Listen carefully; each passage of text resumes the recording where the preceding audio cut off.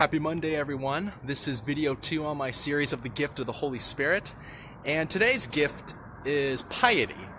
Now, when we think of a pious person, we might think of someone who's, quite frankly, not a whole lot of fun. I mean, someone who maybe prays all day, someone who's always in the church. I happen to be in front of the church that I grew up in here for my day off.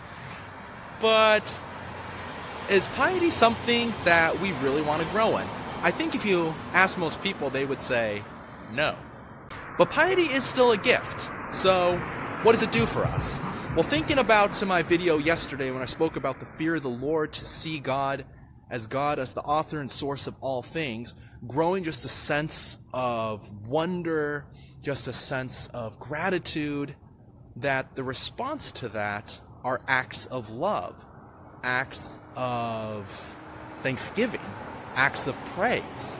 The best example I can think of is when I was a little guy, and I remember I would go running out and pick all those yellow dandelions out of the front yard and give them to my mom and say, "Look, Mommy, flowers."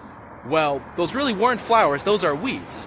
But my mom still received them because of the love of my little kid heart and appreciation that I had for her in being my mom.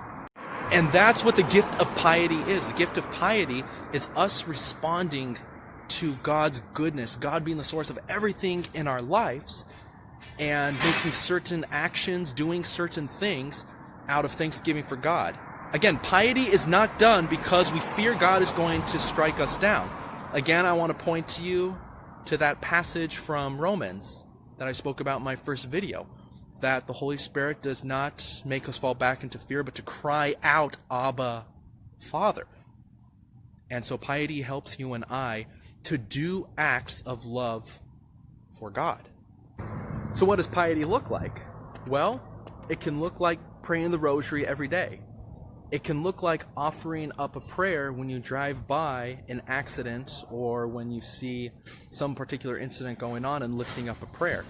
It can be taking some time actually to pray in the church. Not all day, but setting some time aside to somehow praise or thank God. And again, this is something that we grow in. And I think that's what intimidates us from embracing piety, because of the stereotypical connotations, or maybe looking at some like superhero Catholics and go, "Well, I can never do that, so I can't be a pious person."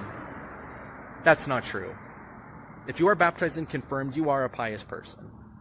And that those acts of piety flow out of our hearts for love of God, for all the good that He has given to us. So may we grow in the gift of piety this week, as well in the gift of fear of the Lord. I wish you all a blessed rest of your week. Take care, God bless, and come Holy Spirit.